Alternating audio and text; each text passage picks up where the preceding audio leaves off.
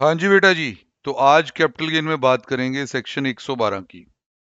112 भी सीखना चाहिए। जैसे पिछले लेक्चर में हमने 112A, 11A, 111A इनकी बातें की। सर अब जैसे एक लॉन्ग टर्म कैपिटल गेन आपके पास आ जाता है, शेयर शेयर की बातें ना करें, मतलब 112A की बात ना करें। जैसे आपने ज्वेलरी बेच दी है, लैंड बिल्डिंग बेच दी है, उस पर लॉन्ग टर्म कैपिटल गेन आपको आ गया है, तो अब उस पर कितना टैक्स देना है? तो इन्होंने लिखा है जी, लॉन्ग टर्म कैपिटल गेन पे टैक्स होगा 12.5%, 12.5%। यहाँ सबसे बड़ा कैच है आगे।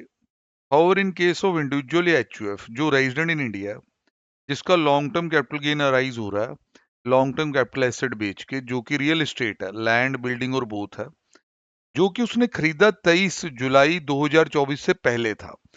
याद रखें कि तब तक उस जमाने में इंडेक्सिंग मिलती थी।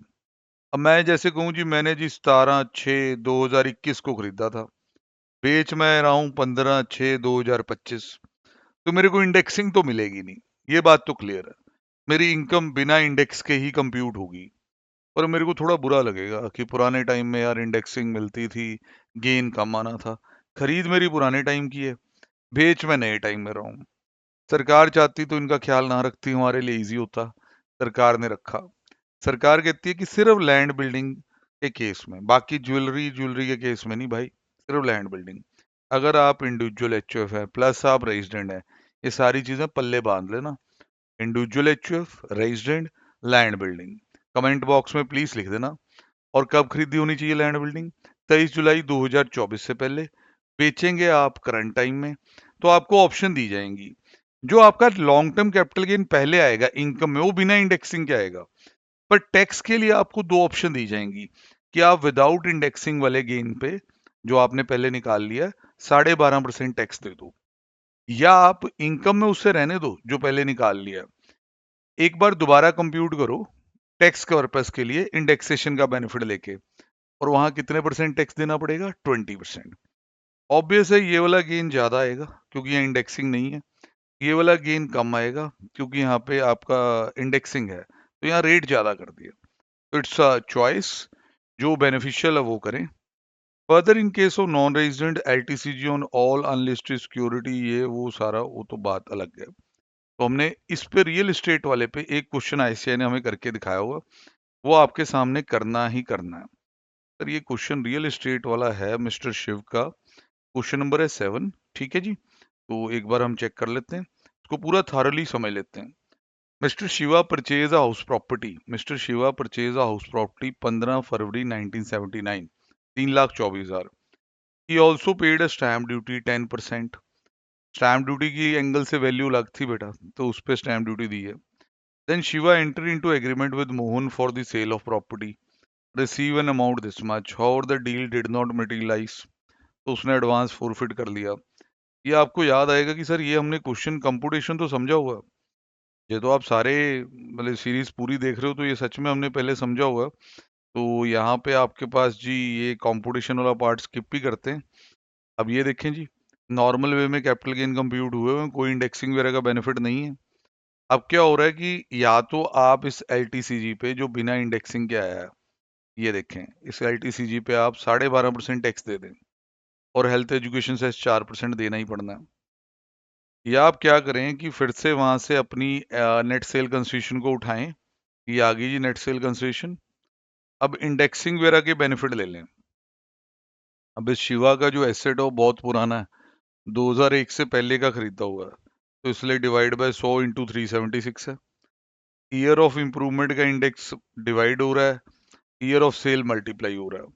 अब जब ये सब ये करता है, तो इसका भाई इंडेक्सिंग के साथ तो कैपिटल गेन के बजाय कैपिटल लॉस ही आ गया, जिसपे टैक्स तो निल हो जाएगा।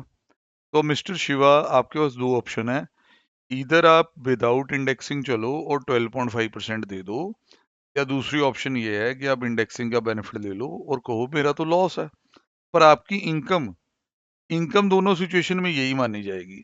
ये कैलकुलेशन सिर्फ टैक्स के एंगल से है। कहते हैं यहाँ कंप्यूटेशन में लॉन्ग टर्म कैपिटल लॉस आ गया अगर हम इंडेक्सेशन का बेनिफिट दे रहे हैं, तो टैक्स तो निल हो जाएगा, पर ये कंप्यूटेशन सिर्फ टैक्स लायबिलिटी के लिए है। इस तरह के लॉस को अगले सालों में सेट ऑफ नहीं किया जा सकता, ना इस साल, मतलब ना ये कैरी फॉरवर्ड किया जा सकता, ना ही सेट ऑफ।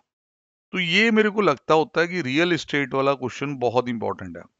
सर मैं पहले क्लियर कर दूं, यदि कंपटीशन मैंने आपको पहले सिखा रखी थी, तो अब मैंने सिर्फ उतनी बात ही की है टैक्स की, कि टैक्स किस तरह कंप्यूट करना है 112 सेक्शन में। अब सर आज कोशिश ये भी है कि थोड़ा बहुत और आपको वॉक अराउंड टाइप करा दें चैप्टर का, कि और इस चैप्टर में भाई क्या क्या रिवीजन में हम पिक कर सकते हैं। देखो सीए है, करके तो चैप्टर पूरा ही जाना है, कुछ छोड़ने लायक तो सीए में कुछ होता है नहीं है, ठीक है। तो अब मैं थोड़ा सा टाइम और दूंगा इसको, फिर कुछ नया या कोई नया सब्जेक्ट पकड़ेंगे, उसको स्टार्ट कराएंगे। ये पीरियड ऑफ होल्डिंग पे थोड़ा बहुत देख लेना कि पीरियड ऑफ होल्डिंग कैसे गिनना है, ज़्यादा इंपॉर्टेंट नहीं है, खैर सच बता रहा हूँ। देन उसके बाद जी यहाँ पे ना कुछ ट्रांजेक्शन्स आएंगी जिन्हें ट्रांसफर नहीं माना जाता, उसमें एक रिवर्स मॉर्टगेज है, वो जरूर करना आप, ये भी बहुत इंपॉर्टेंट है। ये सेक्शन जो है 46 लिक्विडेशन वाला, ये भी बहुत इंपॉर्टेंट है। लो यार इसकी एक छोटी सी रिवीजन करवा देते हैं, बच्चों के काम आ जाएगा। Capital gain on the distribution of assets by company in liquidation, मतलब भाई अगर एक कंपनी बंद हो रही है और उस वक्त डिस्ट्रीब्यूशन ऑफ एसेट होता है, तो उसके कैपिटल गेन कॉन्सिक्वेंस क्या है। Where the assets of the company are distributed to share holder on its liquidation, such distribution shall not be regarded as transfer for the purpose section 45। अब इसका मतलब समझ लो क्या है। जैसे मानो कि भाई एक प्राइवेट लिमिटेड कंपनी बंद हो गई है, ठीक है। अब प्राइवेट लिमिटेड कंपनी है, उसके बस 12-13 लोग ही करता धरता मेंबर हैं, शेयर होल्डर हैं। तो उस प्राइवेट लिमिटेड कंपनी के पास कुछ लैंड एंड बिल्डिंग थी, कुछ फर्नीचर था, कुछ इन्वेस्टमेंट थी, कुछ जी मिस्टर ए को पकड़ा दिया, कुछ बी को पकड़ा दिया, कुछ सी को पकड़ा दिया। मतलब इन्होंने अपने एसेट्स जो हैं शेयर होल्डर्स में डिस्ट्रीब्यूट कर दिए। कंपनी बंद हो रही है, पहले लायबिलिटीज पे की, फिर उसके बाद एसेट जो बचे डिस्ट्रीब्यूट कर दिए। अब वैसे तो ये ट्रांसफर है, क्योंकि कंपनी के बजाय मालिक शेयर होल्डर बन रहा है, पर हमारा इंडियन लॉ इसे ट्रांसफर नहीं मान, ये वो लिख रहा है, ये ट्रांसफर नहीं माना जाएगा, मतलब कंपनी को इस पे किसी तरह का कैपिटल गेन नहीं देना पड़ेगा। वो कहता है जी above section is restricted in the application to the circumstances mentioned, asset must be distributed in specie, मतलब ओरिजिनल फॉर्म में। ये नहीं कि आपने लैंड एंड बिल्डिंग बेच दी, कैश आया और वो बांटा, नहीं, land and building as it is share holder को दे दी। If over the liquidator sell the asset, फिर कैपिटल गेन होगा, फिर उसके ऊपर टैक्स देना पड़ेगा। अब दूसरी बात, अब जिस बेचारे शेयर होल्डर के यहाँ शेयर थे, मान लो किसी मिस्टर ए के 5,000 शेयर थे, जो उसने किसी टाइम 15 लाख के खरीदे थे, अब उसके बदले उसे एसेट्स आए हैं, तो इसके शेयर एक्सटिंग्विश हो गए क्योंकि कंपनी खत्म है, और एक्सटिंग्विशमेंट को भी हम ट्रांसफर मानते हैं। यहाँ इसको बदले में एसेट भी मिले हैं, इस 15 लाख के बदले में, तो बेटा क्या यहाँ कैपिटल गेन निकलेगा? सर पूरा चांस है, पर एक काफी टेक्निकल है, काफी ज्यादा। अब देखें क्या कहता है। शेयर होल्डर रिसीव मनी और other asset from the company on liquidation, कहता है एज ए शेयर होल्डर आपको पैसा या और एसेट आए होंगे कंपनी से लिक्विडेशन के वक्त, they will be chargeable to income tax under the head capital gain in respect of the market value of the asset. जो एसेट आए होंगे उनकी फेयर मार्केट वैल्यू देखनी है, जो पैसा आया होगा वो तो देखना ही देखना है। पर सर अब ये इतना आसान नहीं है कि अगर आपका मन कह रहा हो कि सर मान लीजिए 23 लाख के एसेट आए हैं, तो 23 में से 15 माइनस करके कैपिटल गेन आ जाएगा। नो नो नो नो, अभी तो कहानी चेंज होने वाली है। The portion of the distribution, मतलब उस 23 लाख रुपए में से, which is attributable to the accumulated profit of the company, उसे डिविडेंड माना जाएगा। कहता बेटा जो 23 लाख रुपए आपको मिले हैं, उसमें से जितने अकमुलेटेड प्रॉफिट के अकॉर्डिंग बनते थे आपके, मतलब अगर उस कंपनी का प्रॉफिट था मान लो 30 लाख, और आपका उसमें 1/5 शेयर था, तो भाई 23 में से 30 लाख का प्रॉफिट आपका 1/5 शेयर पे माना जाएगा। इतना तो इन्होंने प्रॉफिट ही बांटा। 23 में से 6 को ये मानेंगे डिविडेंड, जिसमें आपको टैक्स आईओएस में देना है, बाकी 17 से आप अपना कैपिटल गेन निकालना, ये कह रहा है। देख लीजिए, ये डिविडेंड माना जाएगा जिसपे आईओएस में टैक्स देना है। देन उसके बाद जी इसको माइनस कर दिया जाएगा, बाकी बची हुई एफवी आपकी आ जाएगी, एफवीसी आ जाएगी। ये देखो पूरा समझना है तो ये फ्लो चार्ट बहुत बढ़िया है। जब एक कंपनी बंद होती है और वो अपने एसेट शेयर होल्डर को दे देती है, तो कंपनी के हाथ में कोई कैपिटल गेन नहीं है, जो एसेट एज इट इज दिया है, क्योंकि डिस्ट्रीब्यूशन को ट्रांसफर नहीं माना गया। शेयर होल्डर पे लगता है 46.2, उसको 23 लाख रुपए टोटल आए मान लो, वही एग्जांपल कंटिन्यू करते हैं, जिसमें से 5 लाख रुपए प्रूव हो गया कि डिविडेंड है, 5 लाख या 6 लाख, 6 लाख रुपए मान लो डिविडेंड प्रूव हो गया, तो ये 6 लाख रुपया जाएगा इस सेक्शन में और ये जाएगा इनकम फ्रॉम अदर सोर्स में। अब जो ये 23 लाख आया था उसमें से 6 लाख डिविडेंड बन गया, वो माइनस कर देना, बाकी 17 लाख को हम एफवीसी मानेंगे, जिसके बेस पे कैपिटल गेन कंप्यूट होगा। यह कहानी सर बहुत बहुत जबरदस्त, बहुत ज्यादा। ऐसे ही बेटा आजकल बायबैक का भी रंग ढंग बदला हुआ है। आपको अगर टफ क्वेश्चन डालना हो कैपिटल गेन में से तो यहाँ से डलेगा। ये हमने अपनी क्लास में कुछ एआई बेस्ड क्वेश्चन भी कराए थे इन चीजों पे बना के। किसी को वो पीडीएफ चाहिए हो, वीडियो चाहिए हो पूरी की पूरी, तो कमेंट बॉक्स में डाल देना, उससे भी भेज देंगे। Capital gain on the buyback of shares 46 ए, ये भी करवा रहे हैं। बायबैक सारे जानते हैं बेटा, कि जब कंपनियां अपने खुद के शेयर जो है खरीद लेती हैं आपसे और पैसे दे देती हैं।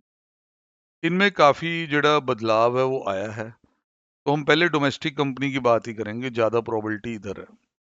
इन case of buyback of shares by the domestic company, in case of buyback of shares by the domestic company, sum paid by domestic company for the purchase of its own share would be dividend.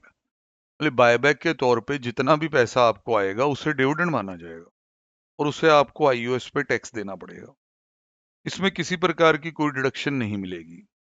मतलब अगर आपने 1,000 share कुछ 15 लाख रुपए के खरीद रखे थे और वो बायबैक हो गए सारे के सारे, ऐसे मान लो, वैसे होते नहीं है सारे के सारे, और आपको 25 लाख रुपए आया, तो 25 लाख रुपए इनकम फ्रॉम अदर सोर्स है एज डिविडेंड।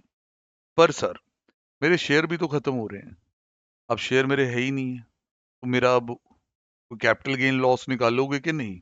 सर वही तो बता रहे हैं। कॉन्सिक्वेंटली एज पर सेक्शन 46 से the value of consideration received by share holder on the buyback would be nil.